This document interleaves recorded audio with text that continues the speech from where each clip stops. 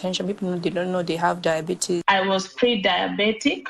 I was afraid of getting lifestyle diseases because I come from a family that has lifestyle diseases. How do you know if your cough is due to a serious condition? We'll have some answers. Stay well and strive to make every day a healthy day.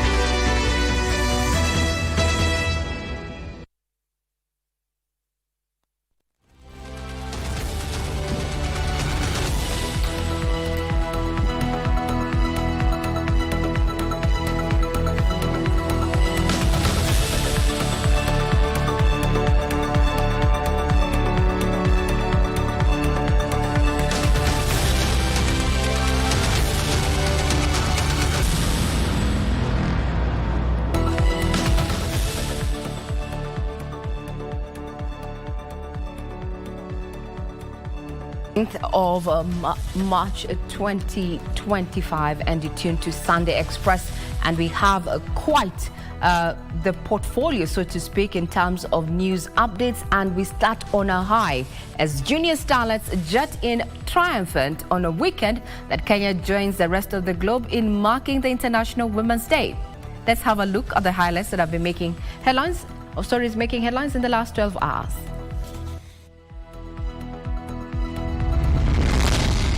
I want to assure all Kenyans, sote tutatembea kwa pamoja. Tunataka kuendelea mbele.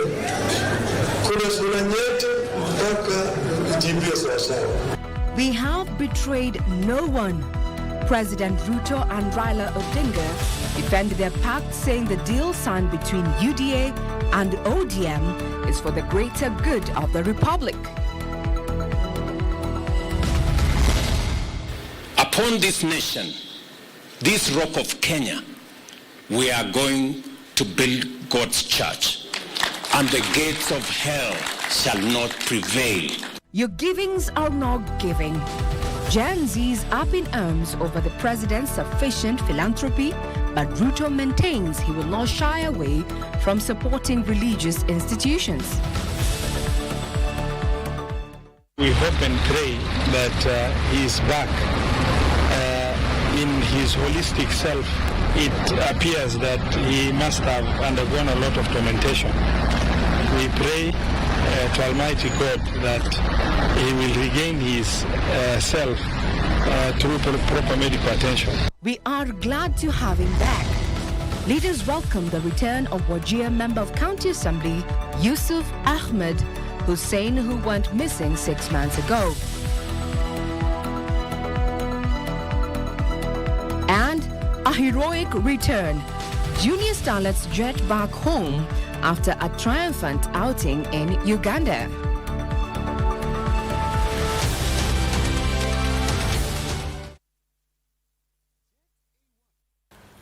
Welcome back. This is Sunday Express. I'm Regina. Manyara, and my colleague on sign language is none other than Byron Abule. In the course of this program, we are also going to continue celebrating women, especially those who are thriving in male-dominated sectors. So do keep it right here.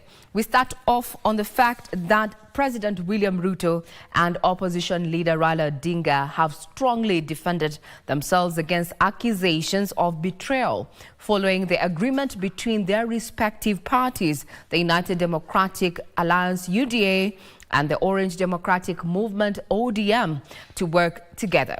Speaking separately, Ruto and Raila said the deal was not meant to serve the interests of any leader, but aimed at helping the country resolve prolonged political, economic and social challenges. However, Raila Odinga, who was later in Kisii, faced a cold reception at Gusii Stadium. The signing of the cooperation agreement between President William Ruto's United Democratic Alliance UDA and Raila Odinga's Orange Democratic Movement ODM has elicited varied reactions. Those in support of the agreement say it will lay the ground to catalyze development, while those opposing claim it was a betrayal of their supporters. But speaking at a church service in Eldoret, President William Ruto said the agreement would serve the best interest of all Kenyans and not any leader. Who focuses on the interests of the people? Who focuses on the interests of the nation? That is important for us to think about. Sentiments echoed by Raila in Migori.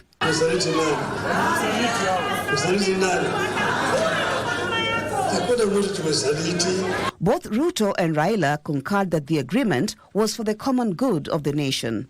No community, no section of Kenya will be left behind.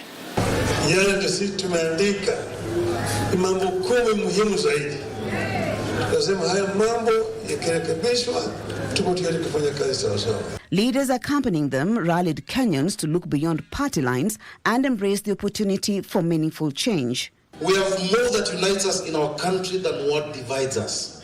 Nobody lives bitterness and nobody prospers through bitterness.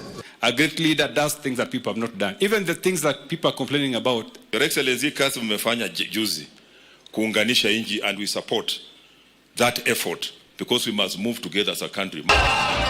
Raila, however, encountered a hostile reception at the Gusii Stadium.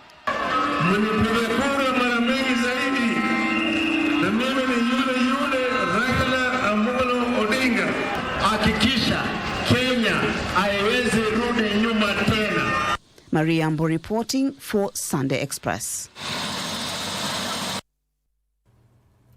President William Ruto says he will not shy away from supporting religious institutions. He urged religious faithful not to be intimidated by those opposed to the building of churches. The president affirmed his position moments after protesters staged demonstrations at Roysambu area in Nairobi to express their dissatisfaction over the donations made to the Jesus Winners Ministry Church, forcing police from the General Service Unit to man the church. Giverson Minor reports. Tension was high at the Jesus Winner Ministry Church in Roysambu on Sunday.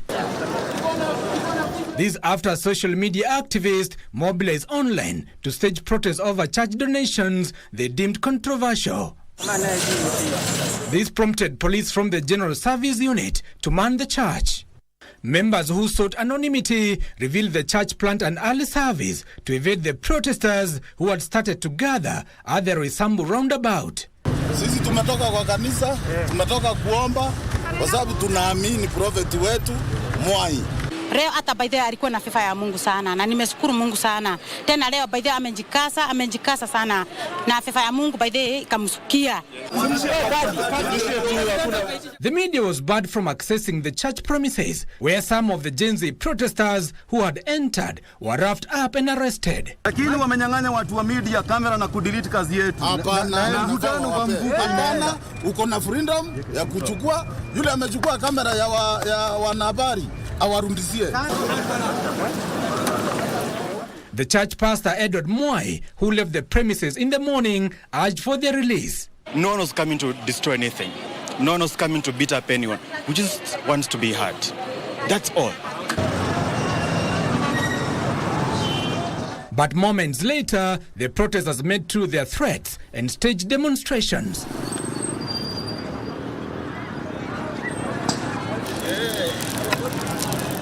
This quickly turning into chaos as police threw tear gas canisters to disperse the crowd.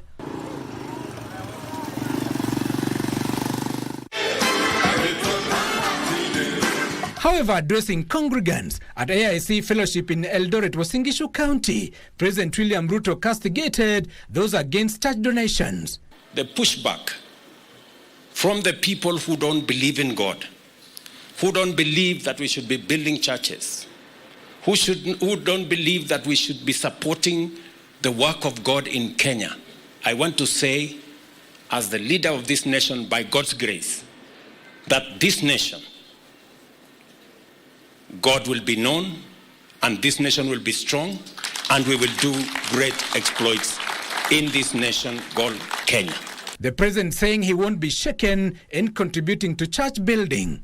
Upon this nation, this rock of Kenya, we are going to build God's church, and the gates of hell shall not prevail. Give us in mind, Sunday Express. On the same note, President William Ruto says Kenya has made significant progress in development during the first half of the Kenya Kwanza administration. He stated that the government has successfully rolled out its programs, recorded growth in the agricultural sector, and stabilized the economy, promising even greater transformation in coming years. Speaking when he joined faithful at the AIC Fellowship Annex in Eldoret, Uasin Gishu County, the president assured Kenyans that the country was on the right track. President Ruto also highlighted the progress of the economic zones, emphasizing that economic growth had made it possible to allocate more resources towards road infrastructure. He further stressed that development and unity go hand in hand, saying that a united country will achieve even faster progress. Agenda for the good of all, according to Isaiah 40. So, katika ibada hii ya leo, na najua karibu inafikia katikati ya muhula huu wa miaka mitano, nasema namshukuru Mungu sana.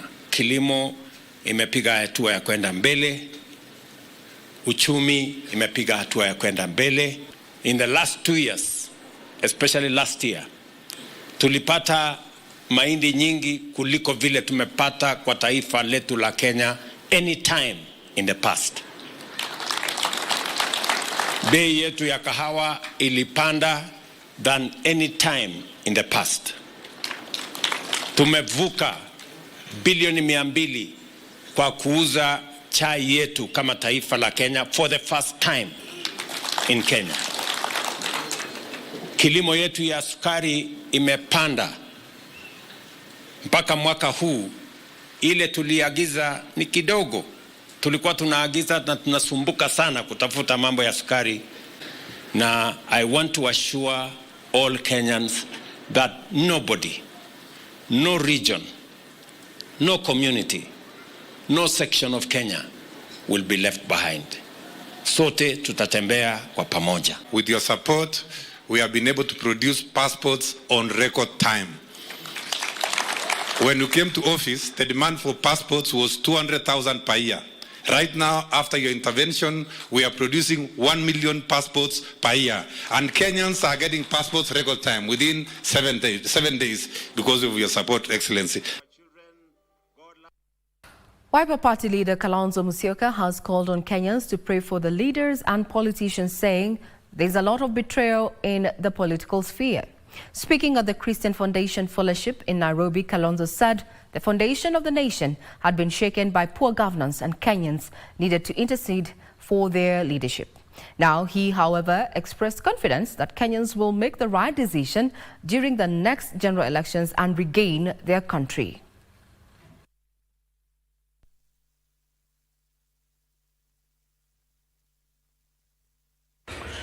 When the foundations are shaken, what will the righteous do? Our foundations as a nation are truly shaken. And that is where there is hopelessness. Over 6 million of our young Kenyans going through the university and they are not able to get work. And there is desperation at the home front. There's even lack of peace, because they go out to the industrial area to look for those jobs and there are none. Foundations get shaken when we can't even take our children to school. When the funding model is not able even to make sure that children from the poor families are able to access higher education. Foundations are truly shaken in Kenya today. When those with payslips have to pay 50% in the form of taxes, and what is available in the form of disposable income to the family is negligible. foundations truly get shaken. And that is the state of our nation today. And that is why there is need for national repentance. There is betrayal all around. Brother betraying brother. But the very interesting betrayal is that of politicians. Politicians are lazy. Please pray for them. I'm one of them. Well, if you enjoy a good read, I'm sure there's a book that is already in the shelf and has been for quite a time, and it's none other than Betrayal in the City. We take a quick breather. We'll be right back.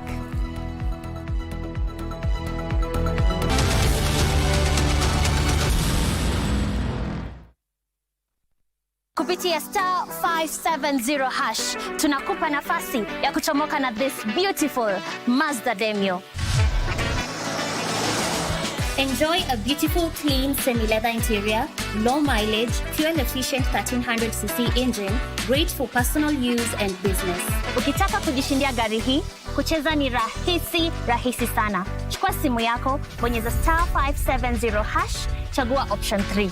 And for only 35 shillings, hii gari inaweza kuwa yako. Kumbuka kucheza mara kadhaa, because the more you play, the higher chances of wewe kuwa mshindi. Mungu ni mwema, asante Mungu. Ile nitakuwa naendesha hivi. Dial star 570 hash and make this dream car yours.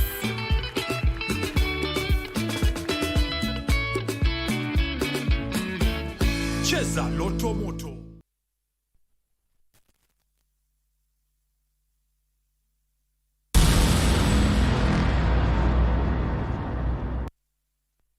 Welcome back. This is Sunday Express. Now, Dela Ward Member of County Assembly Yusuf Hussein Ahmed has been missing for 6 months and is receiving treatment at the Nairobi hospital, where he was rushed to after reuniting with his family. Yusuf was dropped outside his house in Pangani, Nairobi County on Saturday night. In a press briefing on Sunday at the Nairobi hospital, a section of leaders from the northeastern region led by Manyara County Senator Ali Roba confirmed the MCA is hospitalized. He was allegedly abducted on Friday the 13th September 2024 along Enterprise Road in Nairobi Industrial Area. A month later, a body was retrieved in Lake Yahud, Wajir County, and was initially believed to be his. However, DNA testing confirmed otherwise. His holistic self, without having suffered irreparable damage in terms of his physical well-being.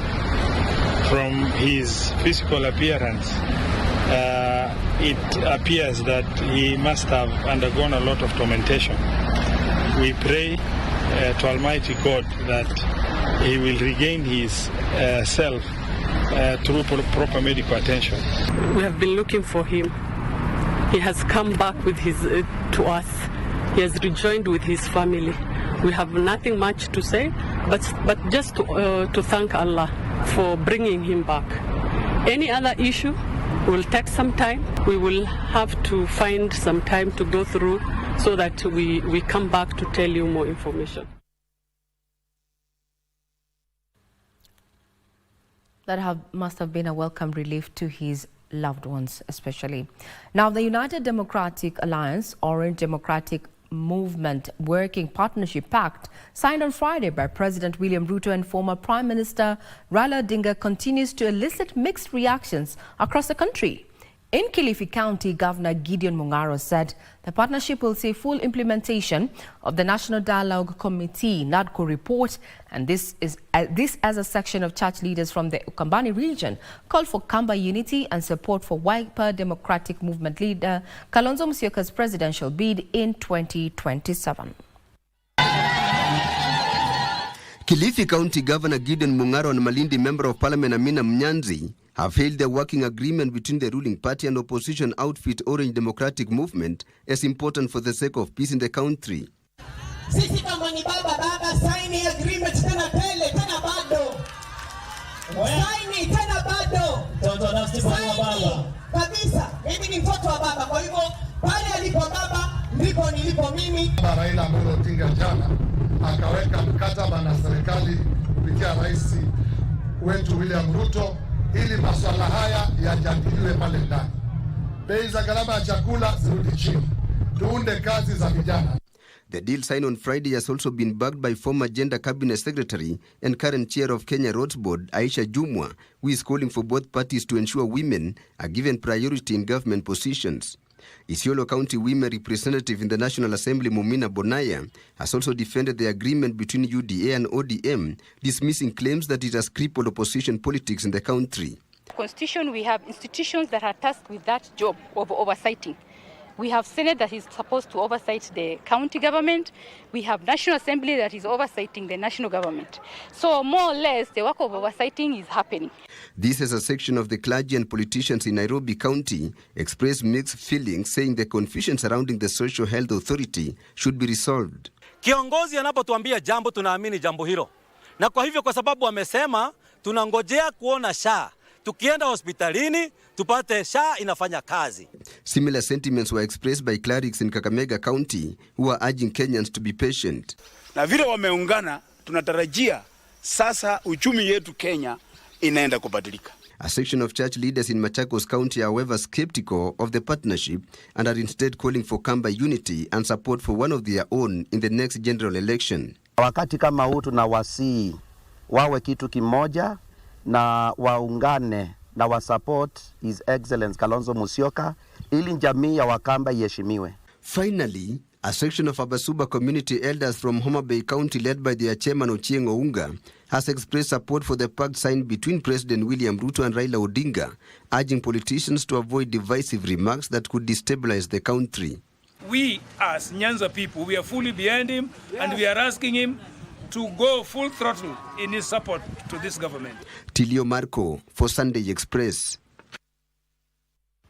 County governments have been encouraged to introduce programs that will help create jobs for the youth to tackle the unemployment crisis. Speaking in Murang'a County during the graduation ceremony for the third cohort of the Murang'a Youth Service MYS program, former Chief Justice David Maraga stressed that youth face the greatest challenges in economic inclusion, hence the need for devolved units to develop strategies that will help them empower them. Could retired Chief Justice David Maraga recent reemergence in the public sphere actively engaging in discussions on national issues potentially hint at his political ambitions? He was the chief guest at the third graduation of Murang'a Youth Service program. Maraga kept off speculations on his presidential ambitions come 2027. Those who are in leadership have to remember that their responsibility lies in strengthening the citizens of Kenya. This is what this program of Murang'a Youth Service aims at doing. The host, Murang'a County Governor Irungu Kang'ata, hailed the youth service program for enabling the youth to be self-reliant. We think the multiplier effect will be so huge that at least we will have done some effort in job creation. Other speakers urged the government to enhance collaboration with international partners to address unemployment. The ceremony saw 5,200 youths graduate from the Murang'a Youth Service Program. Mnawapeleka kupata mafunzo katika vio vyetu vya kiufundi, and they get certificates from NITA, National Industrial Training Authority. That is a very good thing to equip our youth with the requisite skills. Kama kila county inaweza kuchukua a lesson from the Murang'a Youth Service Program, I believe this country would be halfway to tackling the unemployment program in Kenya. Doreen Arange for Sunday Express. Mental health remains a silent killer in our society, but for one 20-year-old Quinta Naliaka, it was a trigger for her to start a mental health foundation to help those vulnerable in the community. Here's a story of resilience as she beat the odds to stand out and encourage those going through difficult mental issues to speak out and get the help they need. Our reporter Anne Boro brings us the inspiring story. A survivor of technology-facilitated gender-based violence, Quinta talks about the bittersweet journey that inspired her to becoming a founder of Girls for Girls Mental Health Foundation. My ex-boyfriend sent my nudes to the public. It took a toll on me. These were nude pictures that I sent him, that he sent to my family, on the internet, on Facebook, on Twitter, on LinkedIn, on Twitter. Blogs were made, and of course through cyberbullying I struggled a lot with my mental health. It's through that I got inspired to start my own foundation.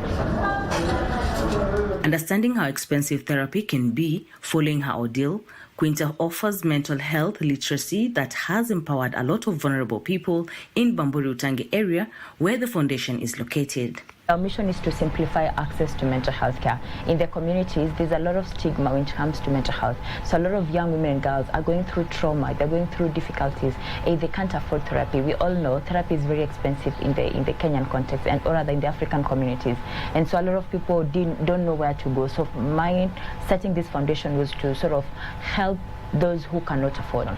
So we have a curriculum that allows the participants to go through 3-day intensive training, and then after that they're awarded and they become mental health champions. Nashukuru sana hili shirika limenisaidia na wamenisaidia hata wameenda hata wakanipatia nafasi ya kufanya kazi pale. Maana nilikuwa sina kazi. Nilikuwa na stress ambayo hata niko na watoto wa shule na lazima wasome, mmoja uko secondary, wakanisupport mahali pengine ambapo mimi napaona ni pakubwa. Maana si kawaida. Na nashukuru katika hata mawazo yangu yamenisaidia mahali. Najua jinsi ya kuhandle cases, najua jinsi ya kujimaintain mimi mwenyewe katika maisha yangu. Haitwi G4G, girl for girl peke yake iwe ni wanawake. Hapana, amesimama hata kwako wewe mwanaume, kwako wewe kijana, mtoto wa kiume ambaye umesikia umegandamizwa na huwezi kutetea haki yako. Kwa hivyo G4G iko huru kwa kila mtu ambaye anaona amekiukwa na hatima yake ikarudishwa chini. Slowly growing her passion of becoming a mental health champion, Quinta has a mobile therapy unit that traverses 5 counties in the Coast region and envisions going countrywide. Her journey hasn't been without challenges, and her appeal to the government is to make mental health medication affordable to all. On this International Women's Day, we celebrate her resilience and steadfastness in her quest for a society free from mental health challenges. We want to just again remind each and everyone, and especially to the women and girls, that together we can change the world, and all our experiences is sort of what will shape into who we become. So there's no shame in your experiences. Like, we shouldn't be shameful about your experiences. There's no guilt or beating yourself down. All you need to do is understanding that some of these experiences are happening for you, and so finding community, finding people who understand you and who help you to get out of it should be the goal. From Mombasa County, I am Ann Boro. Now, imagine a town with a deep colonial past now standing at the crossroads of transformation. Moy's Bridge, Uasin Gishu's second largest urban centre, is about to get a long overdue facelift. From its historic roots as a British settlement to its current bustling market town, the town has long been plagued by inadequate infrastructure, and earlier this year, a devastating fire exposed just how unprepared it is for urban challenges. Now, a major facelift is a way out. But will it be enough to turn Moy's Bridge into a modern municipality? Ben Chumba takes us to the heart of this transformation. Moy's Bridge, a name that echoes history and resilience. Once known as Hoy's Bridge after a British settler, this town was part of Kenya's colonial White Highlands. Moy alikuwa anakuja kwenda Trans Nzoia. Sasa sisi wase tukasimamisha yeye kwa daraja. Tukaomba Moi aitwe jina yake Moy's Bridge, badala ya Hoy's Bridge. Bas Moi akakubali. Over a century later, it has grown into Uasin Gishu's second largest urban centre, a vital link between Trans Nzoia, Kakamega and beyond. But growth has come with its own set of challenges. Ni wapi tulikosea nyinyi viongozi ndio maana amutupi kile ambayo inahitajika kwetu, haki yetu atupati kama wakaji wa Moisbridge? Kwani tulikosea kuishi kwa mipaka? Hatuna madawa katika huu mji. Ulituambia mnaweka level 4, lakini hiyo hospitali tujui ilipelekwa wapi. Tunahangaika. Mvua ikinyesha tunapata matatizo sana. Maji hayaendi na unakuta maji yametapakaa na yanasababisha takataka pia kutapakaa. Hii soko hatuna maji, hatuna choo. Yaani penye tunapelekwa hatutoshei. Wengine wetu tutaenda wapi? Vijana wako kwa hii soko. Watarudi kuwa wizi, waanze kuibia watu huku nyuma. Na sisi tunasema tunasaidiwa. Hakuna mtu anatusaidia. Kama tunasaidiwa, tunataka tujue leo tunapelekwa wapi. Kwa sababu hata ushuru yetu iko juu sana. Tukikata sisi tunakata pesa mingi na tuoni hiyo pesa ikitusaidia sisi kama wakaji wa Moisbridge wafanye biashara. For years, residents and traders have struggled with poor roads, inadequate drainage and limited public services. Tunahitaji ofisi ya DCI iweze kukua hapa, ofisi ya homicide pia iweze kukua hapa, ofisi ya gender. Mahali mtu anaweza kukaa chini, anajieleza kama ni issue ya rape case, anaeleza defilement, anaeleza, lakini hapa hakuna hiyo ofisi. Sasa watajenga kando tu mabati namna hii. Tunahitaji wapewe funding. Tuna viwanja vilienyakuliwa katika area hii ya Moisbridge na kuomba gavana urudishe, sababu kwenda kununua kiwanja ili tuweke makaburi itakuwa muda mrefu. The urgency of change became painfully clear earlier this year when a fire razed over 50 shops. With no fire station in Moisbridge, help had to come from Trans Nzoia, too little too late. Hata ile lori ambayo ilikuwa imetokuja kuzima moto haikuwa na nafasi ya kupenyeza kuingia iweze kuzima moto. Lazima kama sisi ni oversight, lazima tuambie governor tunahitaji fire station kwa hii Moisbridge. Hapa tunaweka fire station. Hii inakuja as from this week kuna injini moja itakuja kama Moisbridge. Moisbridge sio market kidogo. A new status, new opportunities. Moisbridge is one of 6 townships set to be upgraded to municipality status, unlocking more funding, improved governance and better infrastructure. Tunaweka mpango kamili ile physical planning ya kuchora na kuhakikisha kwamba Moisbridge inakuja kwa standard ya municipality. Kuna some funding tunatarajia.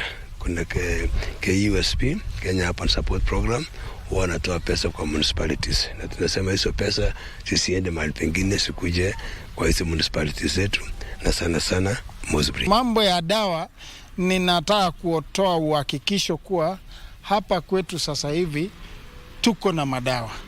Ingawaje inaweza kuwa sio zote, kwa sababu wajua mwafahamu kuwa zile madawa tuna order from KEMSA. From a colonial past to a modern future, Moisbridge is at a turning point. For the people of Moisbridge, this transformation is more than just new roads and buildings. It's about security, opportunity and dignity. Na hakuna mtu anasikia kilio chetu. Tukiambia viongozi wetu wanaanza kutupiga vita, wanaanza kuonekana tunaonekana sisi ni wabaya hapa Moisbridge. Lakini tunahitaji services kama walipa ushuru wa Kenya. Ningependa tu kuwaambia, wakati mnakuja kuomba kura mnakuja na maneno matamu sana, lakini ikifikia mambo ya action mnakuwa wapi? Tukiziletewa hizo mambo ambazo tunazihitaji, tunaweza kufaulu na kuifanikisha hii town. But as history has shown, promises are one thing, action is another. One question remains: will this facelift truly deliver the transformation residents have waited for? Only time will tell. Ben Chumba, Sunday Express.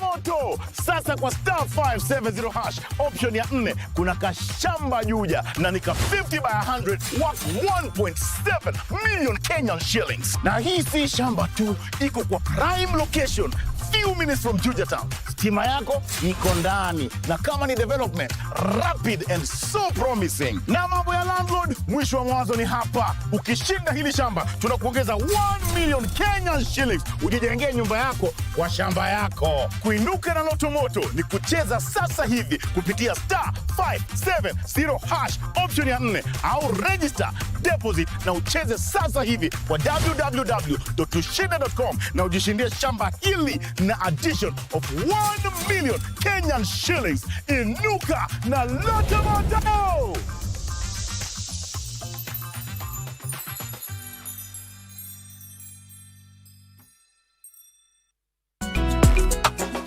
Island in the stream, that is what you are. Sail away with me. Wanjiri bwana toka kwa choo. Hii maneno ya micromanagement iliisa kitambo. Ya si ndio microphone inakuwa nayo hata kanisani. Mambo mwanza. Yes, Cheptabut. Lazima pale mwisho ukuvurute. Cheptabut. Nyama Sondo, unajua mkiendelea namna hii itafika mahali tutaacha kula kwa hiyo hoteli. Na hiyo hoteli itafungwa na mtapoteza kazi. Mama Kaye hawezi bilisika tukiona na macho hivi. Uende basi uhesabu chai sukari ile iko ndani ya chai ujue ni kilo ngapi. Huyu mganga hapa imeandikwa kama Torchman. Torchman. Kuja hapa. Utazila zote.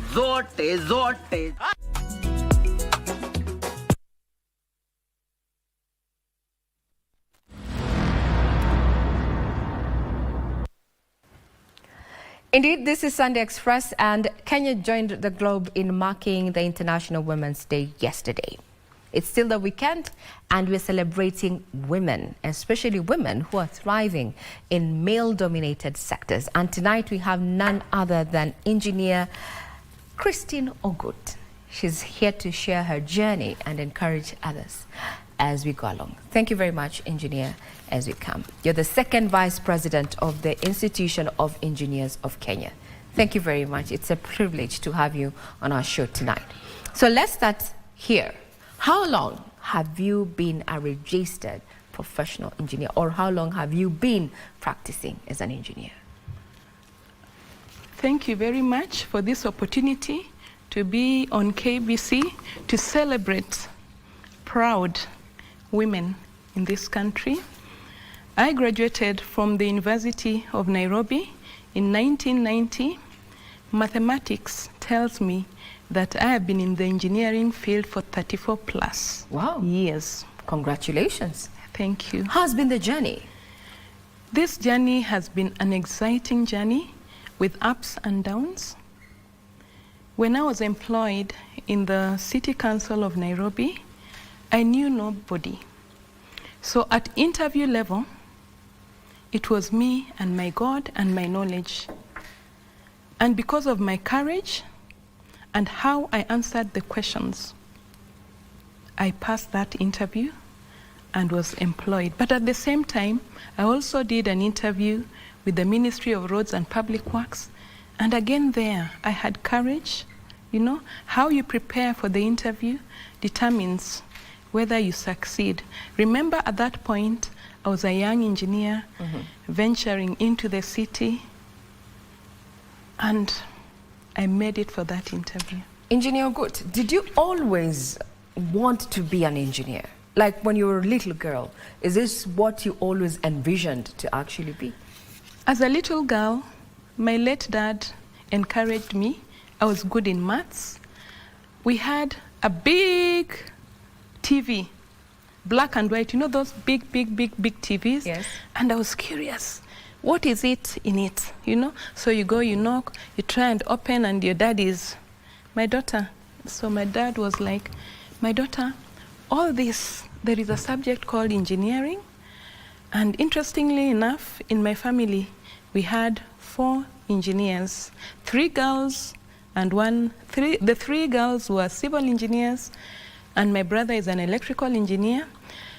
And so, because of the encouragement of our parents who are teachers, we became engineers. And we'll pick it up from there. And I like what you have said when you share your experiences, that you and your sisters actually went into a male-dominated industry. If we look at it right now, statistically, it shows that the representation of engineers who are female in this particular niche sector is quite small, so to speak, compared to the male counterparts. Why do you think we're having very few female engineers? Well, quite small. As we speak, we are at 15%. Yes. In my class, when we started, In a class of 140 students, 14 of them were women student engineers, and that gave a ratio of 10%. So we have grown gradually. But the question is, why aren't we growing as fast as we would? And even as demand, for engineers. Yes. One, women at the back of their mind feel that sciences are difficult.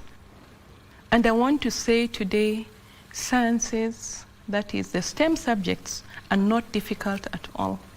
It is how much effort, how much research, how you relate with the teachers who are teaching you that determines whether you're able to pass the examinations, because there's an A student and there is an E student, but all of them are taught by the same teacher, taught the same subjects. It is that interest. And why am I saying that? We have an engineer who had 298. And it's 298. Are you sure that was at primary level? Are you sure that they'd be able to do engineering? No. This girl went to a local school, and because she was determined to do engineering, she worked so hard that at Form 4, from 298, she scored an A. Today, the young girl she has done her PhD. She got her PhD at 28 years old. And beyond that, she has done aeronautical engineering. And that gives me courage, because this is somebody who was focused, determined, and knew what she wanted to do. So when I asked her, so how was it that you moved from a 298 student to an A material? She said that where she did not understand, she asked questions. And in my own success story, I have always asked teachers questions. I've always stood out to ask what I did not understand, did a lot of reading, read beyond what was being taught in the class, because when the exam comes, it's really about how are you thinking, what are you going to answer. And most students fail, not that they did not know, they panic. They panic. And one of the things that I have learned about life again is that you must practice. You must practice and see if the exams are being set in this system. Definitely what came last year will definitely not come next year. Or even if it comes next year, there'll be a twist. There'll be a change. So you really have to think critically. And that is what engineering is. So if at that level you're able to think critically, then you keep on growing and learning and learning. So in your 34-year career, when you look back, what is that outstanding project that you look back and you say, oh my God, I did it, I nailed it? What was it? Interesting. Yes. I've nailed very many projects. Sure, nice, congratulations. Tell us about it. And for me, a project has a start and an end date, and it just depends on what is it you're looking for. As the city engineer for Nairobi, I had very many projects that in that 1 year, I did the construction of Manyara Road, and Manyara Road, which was constructed when I was project engineer, the resident engineer for that project in 2006-2007, was only recarpeted just the other day. So I looked at my project, and that is why I say it's great, lasted for more than 15 years without rehabilitation works. Wow. So I found that interesting. The other small project I did, which I'm very proud of, is Market Street Extension. Market Street Extension was outside the Grand Regency Hotel. If you remember Grand Regency Hotel. Regency, yes. That was me. Oleodume missing link, that was me. So I've done, in the urban setup, to get extensive long kilometers of roads to actually design and build is a challenge. It is not like when you're dealing with the highways where you can get a project that is 400 kilometers and what have you. Even the expressway was just 27 kilometers. Okay. Yes. Congratulations. Thank you. I'm happy that I've use the facilities that you've mentioned in terms of infrastructure. Now, there's a challenge that has also been, raised, an issue that a point of concern among female professionals across various sectors, and this is the issue of sexism. Have you encountered that in your career? And if you have, how did you go about it? When I was a young engineer, there was this old man who would look at my legs and admire and was like, but there is one thing you must do as a woman: high levels of integrity, and you must learn to say no. You must learn to say no. So from day one, I made it very clear that you are my boss. My relationship with you is purely professional and working. Anything beyond that, no. And if you really are convinced that that is how you want to go, then I'll take legal action. I was very focused. I knew my rights. And that is what we need to speak out. And if, as a woman, you're sexually harassed and you're shy of going to report, because at some time you may go and say this and this has happened to me and nobody will hear your story. Come to IEK. We have the Women Engineers Committee. We have the Future Leaders Committee. We have women who are quite senior and mature, and they will know how to go about it. We have our CEO and registrar for Engineers Board of Kenya, who is a woman. And again, she's the regulator. She will definitely know how to handle that situation. That particular I, as the second vice president, come, bring your issues. I will show you how to navigate and how to deal with the scenario. And I also want to appreciate the male engineers, the engineering fraternity, because they have given us an environment that we can work in. They have supported us. And I can tell you that IEK, the council, as we speak now, we have like 72% of the committees. We have 7 committees, 5 out of 7 are led by women engineers. Yeah. Wow. Interesting. So that gives you confidence. Inclusivity and affirmative action is actually happening within the engineering In IEK, space. it is happening. And the women who stood for election and were voted in, we are at 45%.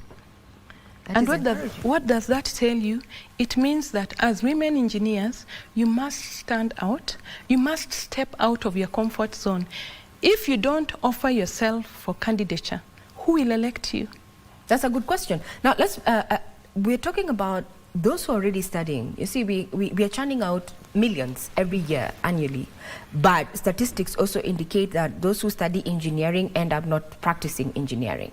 Because now we're honoring women, what advice would you give those who are pursuing engineering in this day and time? Thank you very much. Those who are studying engineering, first I want to appreciate what is happening at the universities. 25% of the students taking engineering now are women. Wow. And why are we having that increment? Remember, in my days we were 10%, now we are at 25%, is because we have demystified the issue that science is hard. Everything in this room is engineering. Engineering is exciting. And so for any woman who wants to solve problems, who wants to have an impact in life, who wants to give back to society, engineering is the way to go. And to enhance your skills, it's not enough just to be an engineer. You must undertake other skills, soft skills, leadership, IT, technology. You must, in our days, you know, when I graduated, I used to draw with a scale rule. Now, there are packages like AutoCAD. You must learn those. And I want to make a quote. Henry Ford. Henry Ford talks about being young. As long as you are learning, you continue to be young. Anybody stopping to learn, now I'm quoting what he says, is old. So whether you are 20, whether you are 80, if you want to continue being young, you must continue learning. And the other day, I chair the Committee of Engineering Education at IEK, and I was training a gentleman who was 82 years old.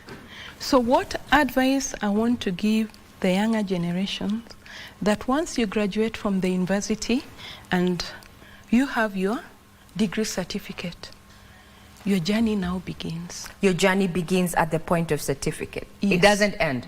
It doesn't end. So now you've been in this field for 34 years. Yes. What is in the offing for Engineer Christine Ogot, who is the second Vice President at the Institution of Engineers of Kenya, as we bring this to a close?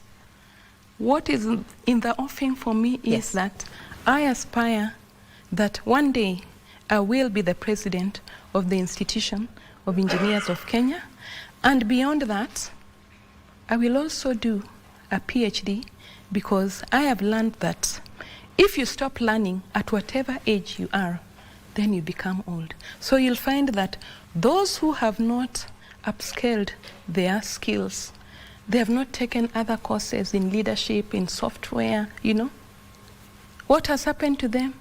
They have stagnated and they have become deadwood. So for the young people, engineering is the place to be. Learn more skills. The engineering degree alone is not sufficient to move you to wherever you want to be. You must do other areas so that you are an all-round engineer, and you'll find that as your career progresses and you want to become a CEO, then you must have knowledge in financial issues. You understand? You must be a transformative leader. You must have vision. You must dream big. So for the young ones, please dream big so that as we exit, and you must have passion for your job. I analyze accidents and passion, quality. Those are my brands. Indeed. And we will not water that down. Passion, yes, and quality. That is what is driving Engineer Christine Ogot, who is the second Vice President at the Institution of Engineers of Kenya, on a night when we continue celebrating women who are thriving in a male-dominated industry. You only get old when you stop learning. We take a quick breather. We'll be back with what is happening in the sporting arena.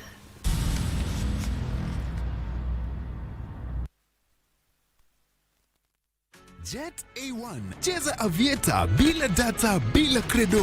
Dial *892# for instant takeoff. Pepea bila pressure kucrash au kucash out. Aviator bila data, Aviator bila credo. Uko na kabambe, wewe pia ni rubani mnoma. Dial *892#. Jet A1. michezobet.com. Cheza kwa kuwajibika. Kushiriki ni miaka 18 au zaidi. BCLB license number 0000664.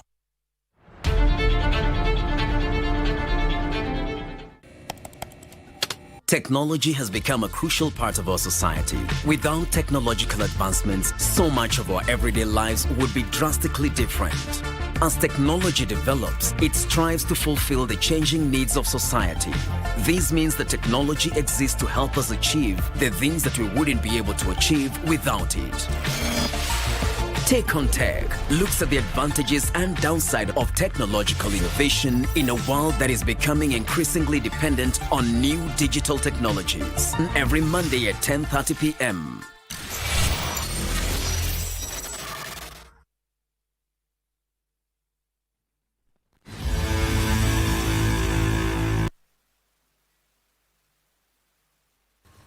Welcome back now to sporting, where now the Kenyan national women under-17 football team, Junior Starlets, arrived home today morning from Uganda, where they beat the host 2-0 the first leg of the World Cup under-17 qualifier.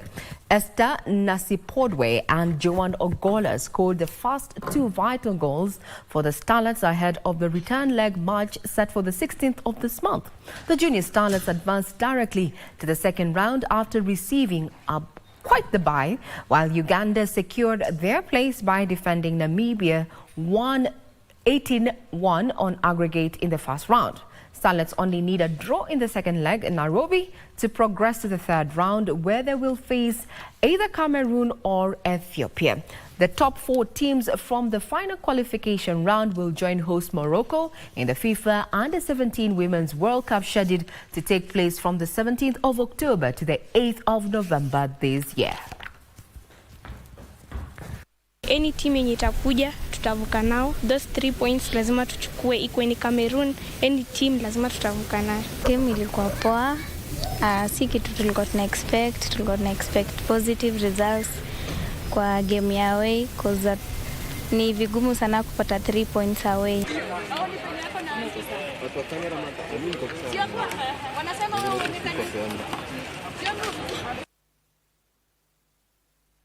To basketball, the Kenya Defence Forces KDF defeated Nairobi Prisons in the 3-state sets during the Kenya Volleyball Federation National Women's League 4th leg encounter played at the Nyayo Stadium. The win was KDF's 3rd in the leg after victories against Young Spikers and Kenya Army.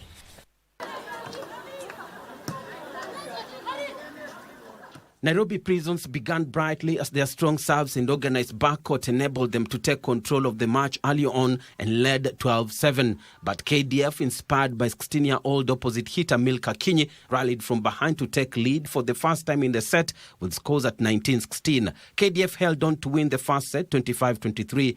KDF maintained the momentum in the second set and won it 25-17. KDF, who are coached by former Malkia Strikers player Jacqueline Baraza, wrapped up the win as they overwhelmed Nairobi Prisons 25-13 in the third set. I'm very happy for my girls for winning this match. We had really planned for it and we were very much prepared. I knew we were going to win. My girls were not settled, but later on they relaxed and played their game. Role yangu ni kama advisor kwa team, kupea team morale, juu wakiona the more nacheza hivyo pia wanapata fight, juu after all nimetoka maternity, so kila mtu anaona huyu hawezi nishinda, lazima niweke bidii. The win keeps alive hopes of KDF making it to the playoffs, while Nairobi Prisons must win their rescheduled fixtures to revive their chances of featuring in the knockouts. 2 games remaining, and I'm sure you have the 6 points that will make us go to the playoff brackets, and we'll give it our best at the playoffs. Elsewhere, Stanbic Aces suffered their 4th loss of the season after going down 55-43 to Strathmore Swords during their Kenya Basketball Federation Women's Premier League match played at Nyayo Gymnasium. Strathmore, ranked 5th, won the first quarter 11-7, but Stanbic fought back in the second period with the quarter ending 11-all. Strathmore won the last 2 periods 16-14 and 17-11 to bag their 6th win. Jacqueline Atieno top scored for Strathmore Swords with 11 points as Margaret Nerea contributed 7 more points for the victors. Stanbic, ranked 3rd in the league after an impressive run on their debut top flight season, will be seeking to bounce back when they face USIU Flames in their next fixture. It was a tough game, a competitive one. They were very competitive. Mostly the runs, they beat us on runs, but we have a lot to improve on, which we are going to do. And coming the next second leg, when we meet them, we will be much better. Being our first time in the Premier League as Stanbic, we've done much better. We are doing well, actually, compared to how we thought we would. So yes, it's a win for us, because each day we get better, each day we thrive, each day we meet more competitive people, and we will get there. Joyce Otiende top scored for Stanbic with 7 points as Frida Kandie added 4 points. Bernard Okumu, Sand Express. Now, FKF Premier League giants Gor Mahia cruised through the round of 16 of the Mozart Cup after thrashing Githurai All-Stars 5-0 in their round of 32 match played today at the Dandora Stadium. Gor Mahia were in total control of the game and led 3-0 at half-time, and they were avoided to follow in the footsteps of their fellow Premier League side Tusker FC, who crashed out of the tournament yesterday on post-match penalties against the underdogs Nairobi United. The win comes just 4 days after Kogalo closed the gap on leaders Kenya Police to just 3 points in the FKF Premier League thanks to the 3-1 win over Kariobangi Sharks. Kibra Soccer also sailed through to round of 16 of the Mozart Bet Cup after easily dispatching Ishiara FC 3-0. Salamu za urafiki, maana mwisho wa siku hapa si mahuko. Machua kipaji changanya. Manuel Muhojwa anaipenyeza nzuri kwa Kechani. To basketball, a total of 50 upcoming basketball players attended the 5th Ball for Her Under-23 basketball camp held at the Service International School, Nairobi. The tournament set to advance gender equity by empowering women and girls in basketball, both on and off the court. Through mentorship, training, and leadership opportunities, Ball for Her aims to create pathways for female athletes, coaches, and professionals in the sports industry. The camp identified 20 female basketball players for intensive skill building and personal development. The camp culminated with the under-16 and under-18 clinic, engaging 50 girls from the community in both basketball skills training and mental resilience workshops. 15 of the selected players came from the ongoing M-Pesa Junior NBA program, which is dedicated to nurturing young basketball talents in Kenya. Skills for our U16, U18s, as well as our U23 girls. And this is important, obviously, for us, not only for Kenya, but for me, for the region, to be able to make sure that they're getting the right mental frame, to be able to develop their basketball skills, as well as to be able to develop themselves. Elsewhere, Kakamega County Regional League side ODM FC head coach Relix Malenya has called for concerted efforts in tackling drug abuse and other social ills, which he said was stunting the involvement of the youth in sports in the region. Tuko na timu watu 30, so on average kwa sababu ya ile conditioning na ile training ambayo hapo ODM inafanyika, unapata normal week tuko na watu 25 to 28, maybe a wheel injury, maybe gote, so we make sure that tumewa train through program kama yenye imekuja leo. Kwa mafunzo 2-3 tunapata sahi hakuna ile utumiaji ya madawa, tuko karibu kiwango moja sisi wote. The club has teamed up with the local NGO Born to Be Awesome in sensitizing the youth on the dangers of being involved in drug abuse and reckless living. Nataka watembee kwa timu zote za Kakamega County, wakiongelesha vijana jinsi wanafaa kujilinda na mambo ya maradhi. Tukizidi kuelimishwa na kujua jinsi ya kujilinda sisi wenyewe, hatufai kushinda tumecomplain kuwa ati vifaa vya condoms zimekuwa na upungufu, contraceptives zimekuwa na upungufu. Pia sisi wenyewe tunaweza tumia njia zingine za kujilinda. Now, as we bring Sunday Express to a close, I'm sure everybody who is a soccer football fan was watching what was transpiring at Old Trafford, where Arsenal and Manchester United ended the game at 1-1. Now, that means that Manchester United is squarely on 15th position, and it is now clear to see that Liverpool is likely to win this particular season league, and Nottingham Forest coming in a second. So much is being said on social media, including that actually Manchester United, that is placed 15th, should not be saying or speaking about what Arsenal is doing. So we look forward to have this conversation tomorrow when we look at what has been happening in the sporting arena with my colleagues from the sports desk. From me, Regina Manyara, to you is have a great and successful week ahead. My colleague on sign language has been none other than Byron Abuli.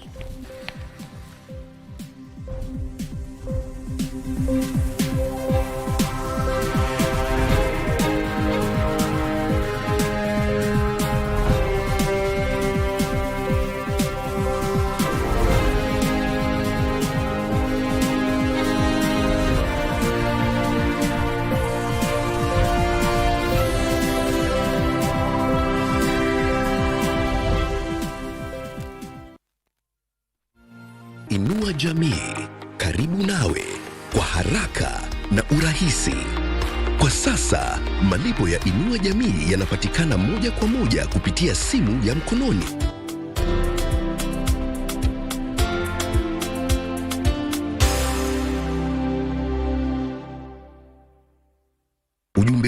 umeletwa kwako kwa niaba ya Wizara ya Leba na Huduma za Jamii. Kupitia star 570 hash tunakupa nafasi ya kuchomoka na this beautiful Mazda Demio. Enjoy a beautiful, clean, semi-leather interior, low mileage, fuel-efficient 1300cc engine, great for personal use and business.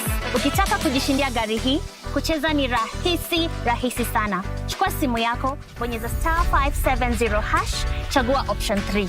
And for only 35 shillings, hii gari inaweza kuwa yako. Kumbuka kucheza mara kadhaa, because the more you play, the higher chances of wewe kuwa mshindi. Mungu ni mwema, asante Mungu. Ile nitakuwa naendesha hivi. Dial star 570 hash and make this dream car yours.